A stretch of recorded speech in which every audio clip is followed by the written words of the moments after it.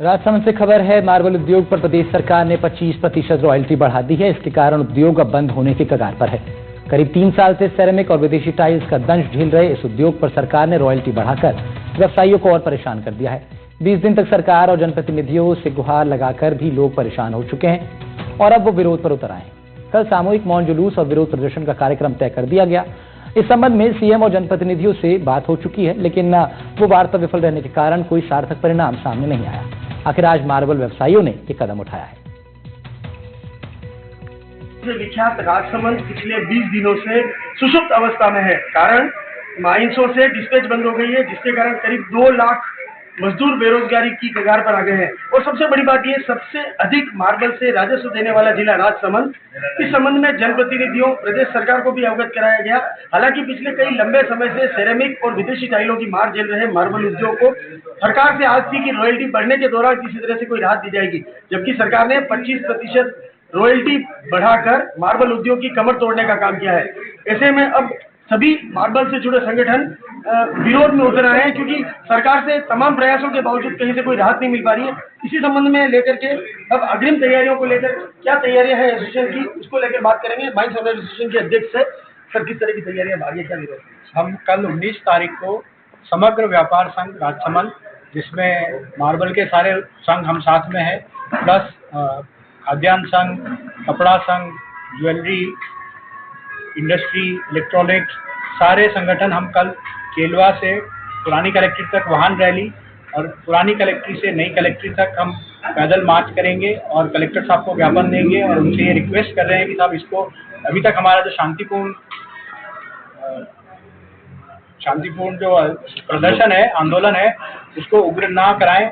और अगर सरकार हमारी बात नहीं सुनती है तो हम सब जितने भी इंडस्ट्री है सब एक साथ इलेक्ट्रिक कनेक्शन कटवाने की एप्लीकेशन देंगे। इस संबंध में कुछ समय से विरोध, 20 दिन से मुलाकातों का दौर चला, जनप्रतिनिधियों, मुख्यमंत्री तक, कहां तक जाके आया और किस तरह का आश्वासन मिला?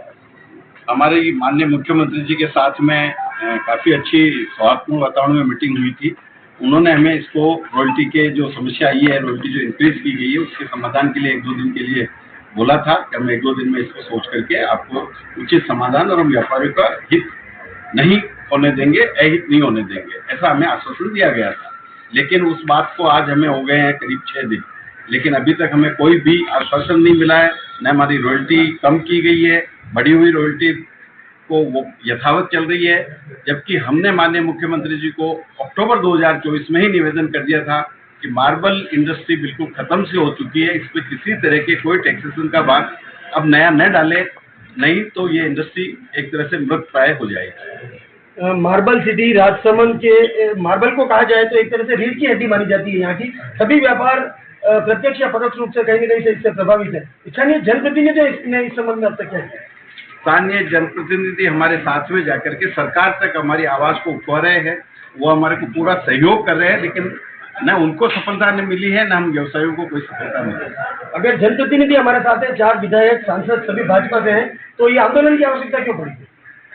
सरकार ने हमारी सुनवाई नहीं की है, इस वजह से हमें उग्र रूप लेना पड़ेगा धीरे धीरे। कल हम बंद का आह्वान कर रहे हैं, विशाल रैली निकाल रहे हैं।